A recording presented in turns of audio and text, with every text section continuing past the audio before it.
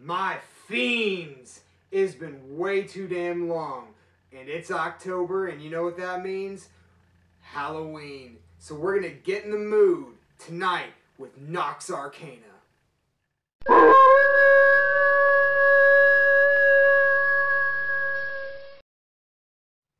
Damn, it's been a hot second since I've been in front of you guys. Let me tell you, I'll give a little update going on here. I've been busy as shit.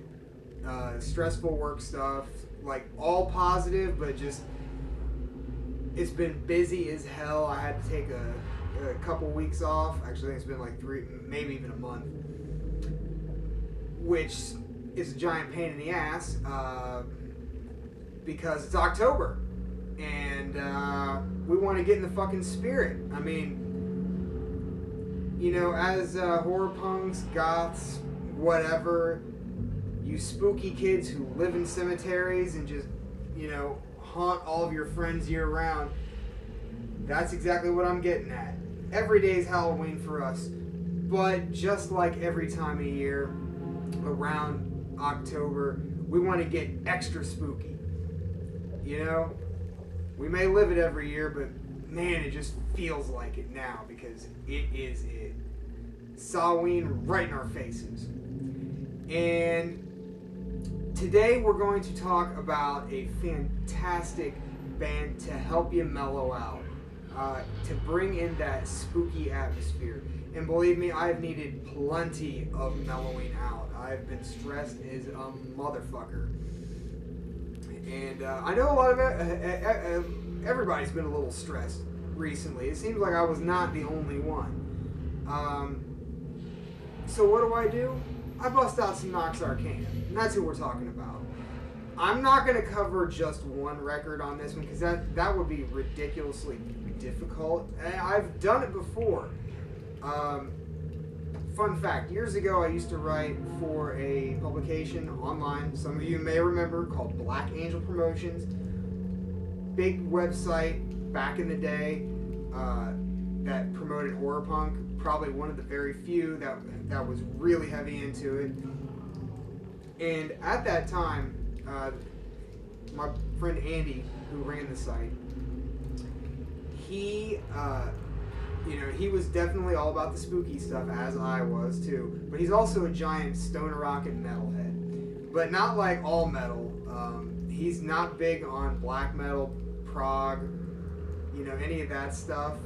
Definitely not industrial, and he didn't really like goth and like the weird atmospheric stuff. So he would send me that stuff. Now keep in mind, this is back in the day when record labels would send you physical copies of the CDs. Now anymore, when people want you to review something, they just sling you a digital copy, which is, in my opinion, fucking insulting because you want to be able to review the package. But unfortunately, not a lot of people buy the full package anymore, not as many as used to, so they don't really care for the person reviewing the item to review the actual packaging. So you're not going to get a fucking vinyl, you're not going to get a CD anymore. But back in the day, you would. And they had, I could go on and on about review copies of things. I mean, they would take precautions so people couldn't rip it. I have metal CDs from Europe where they've split the entire album into something like 150 tracks, so you couldn't just you couldn't just rip a song and, you know, bootleg it. So, I digress. Andy would send me all kinds of crazy shit. I mean, everything from Skinny Puppy to just whatever the fuck Nuclear Blast was sending that he wasn't into. Just all kinds of cool shit like that. And one day, good old Andy, if I can find him right here, he sends me a package. And it must have been 2006 because this is when these two records came out. He sends me a package of all the artwork and the CDs for Nox Arcana's Carnival of Souls and Blood of the Dragon. So he sends me these two records, and they've got I still have the one sheet. If anyone's like, I'm sure some of you have seen these before, but it's just a sheet that explains about the band members, and the release you are getting, and all the press and like contact information on one side. I honestly don't know where my Carnival of Lost Souls one sheet is. It's not in here, but it's probably because this is my favorite record by Nox Arcana, and it gets spun all the time. So he sends me these, and it was love at first listen, because I was by 2006 I was so elbow deep in everything I could get my fingers on spooky wise that my brain absorbed this so fucking fast. It was insane. Not to mention, if you didn't already know, I like fantasy, I like gaming, and Blood of the Dragon is kind of like a gothic, atmospheric soundtrack. So, if you are wondering at this point what the flying fuck Nox Arcana is, it's a little hard to explain, but stick with me, because just stick with me, because this is pretty awesome stuff. So, Nox Arcana, based out of Cleveland, Ohio. Yet again, Ohio bringing the horror. They were in conjunction. Well, okay, Joseph Vargo, the man behind the band, he's been doing artwork since the early 90s. Spooky, gothic artwork. Had his fingers in all kinds of major TV studio, like consulting for gothic TV shows and stuff like that. Did a lot of drawings, decided he was going to take those drawings and form a story around them, which became The Dark Tower. And The Dark Tower, which you can still buy on his website, is a gothic horror story. Well, he eventually wanted to move into the music realm with this. That was when he hooked up with the two guys behind Midnight Syndicate, also based out of Cleveland, Ohio. And they begat this record, Born of the Night. And this damn record is a little hard to get a hold of, at least the original pressings of it. I've had this thing for fucking ever, and even 10, 12 years ago, it was still a giant pain in the ass to get a hold of. This came out in the late 90s. You can tell it is in conjunction because Monolith Graphics is Joseph Vargo's particular imprint, and Entity Productions is what Edward Douglas, the main cat behind Midnight Syndicate, releases things under. And stylistically, yes, it is dark and gothic. It is soundtrack music. It is music written for a story, for maybe like you could consider a movie, an attraction. A soundtrack is really the best word for it, but it's for nothing visual that actually exists. So it's soundtrack music for, like, it just paints this gorgeous picture. And every album has its own little theme. And Midnight Syndicate had been doing the same thing all along, and I have a plethora of their records too, but I'll go into Midnight Syndicate on a different day. I just wanted to bring up Born of the Night right off because Joseph Vargo had something to do with that. So, the man knows how to put records out. I mean, damn. I swear, if half the bands out there had this kind of just like forceful push on what they put out, some bands do. Don't get me wrong, there are other bands where it's like you get one album every fucking 10 years, Rosedale's. It's always quality, but oh man, we want to hear from you guys more. But in Nox Arcana's case, Joseph Vargo puts out a record a year, if not, in some cases, one every 6 months. and keep in mind when I show you this pile, I am missing probably 5 albums. I've been buying them since 2006, so they have. I didn't realize how much they built up until I was organizing, and wow, they really built up. Anyway, get down to the nitty gritty. So before I start getting in, see this pile right here? That is a pile of fucking Nox Arcana CDs. And I am missing about 5. So,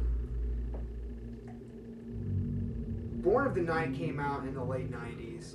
Joseph Vargo finally put Nox Arcana together in 2003. He picked up another guy named William Petrowski, and they became like just the duo behind this. Of course, Nox Arcana is Latin. It means mysteries of the night, or roughly translates into.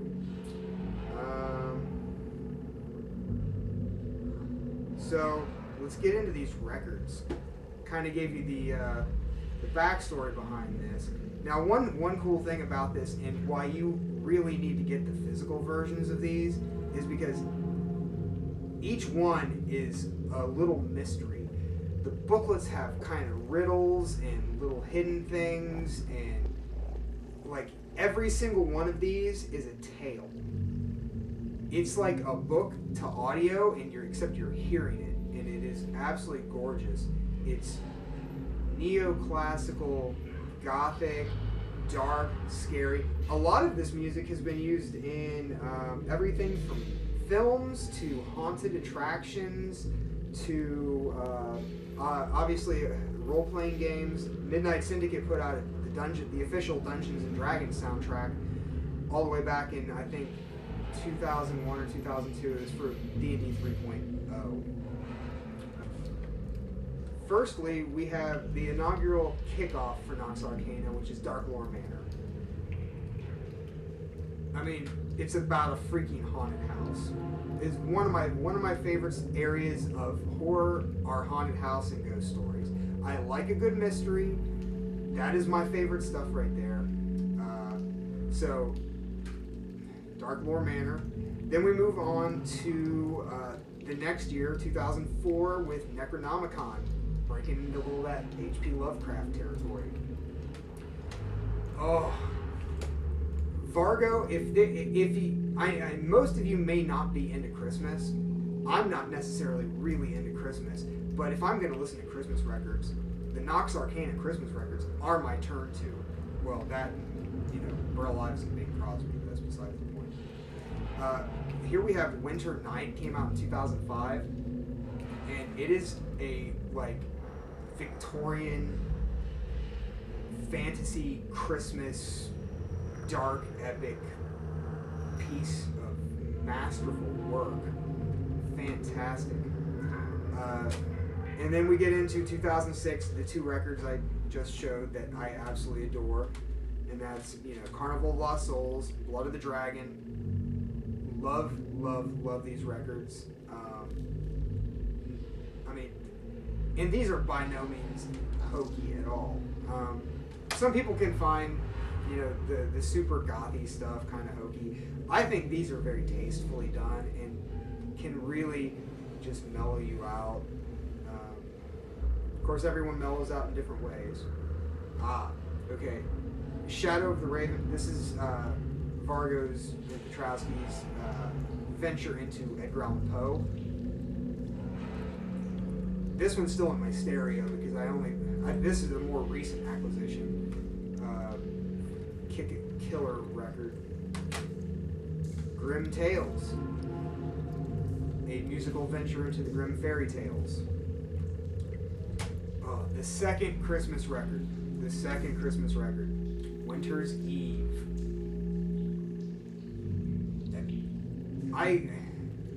I'm just gonna sit here and fucking, rub Vargo's balls the entire time because there's not a bad record in this. Not a bad one at all. Okay.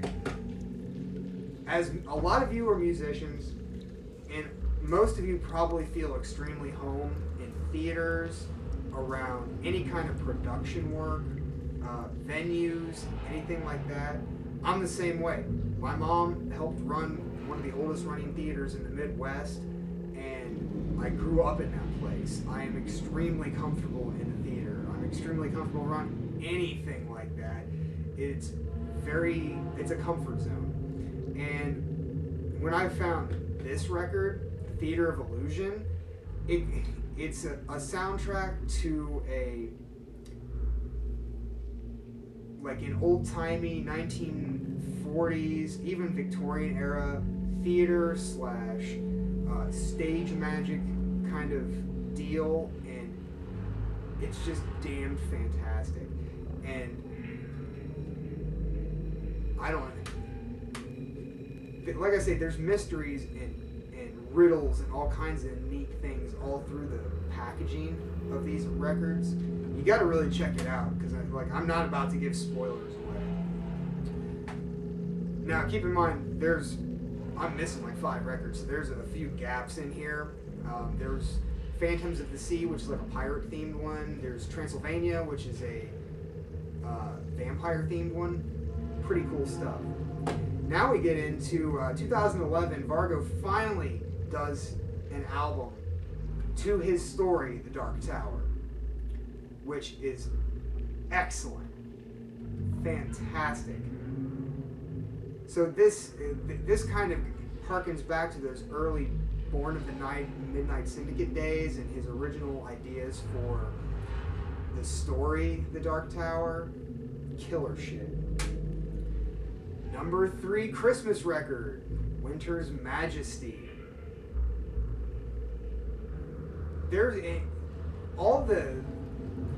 So through some of these, especially the Christmas records, there's a running storyline,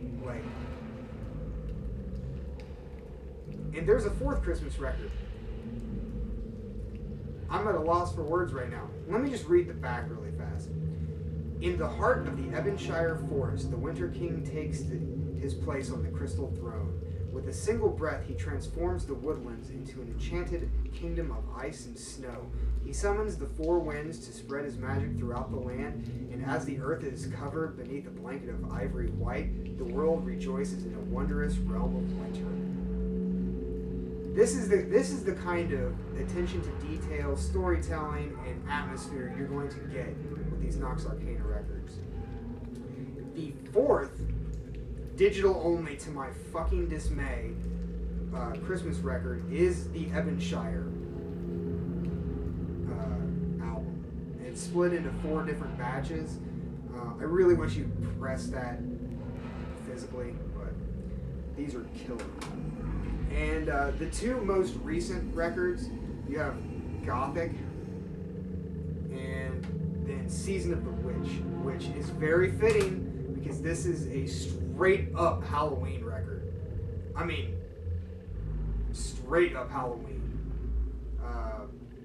And absolutely killer. So it's really hard to review these individually unless you want to get into detail and start talking about the individual stories. But if you're stressed and you are of a like mind to me, to the people that will probably be watching this, you'll probably want to pick one of these up and listen to it. I don't think there are many of the full albums on YouTube to listen to, but there are tons of individual tracks. And I would suggest picking a record up. You can find all of them. He keeps them well in stock and in print. In fact, you can go to noxarcana.com and pick all of them up. He has sales all the time. $5-10 an album, maybe 12. But still, get that shit. This is what I do to mellow out. And, it's that time of the year where I want to get in the mood. I want to get in that spooky mood, even more than normal. And I want to just soak in that fall Halloween atmosphere. And this is how I do it. So, go out, listen to some Nox Arcana, and I'm going to come back at you lickety fucking split with more spooky fun here on the Midnight Chamber.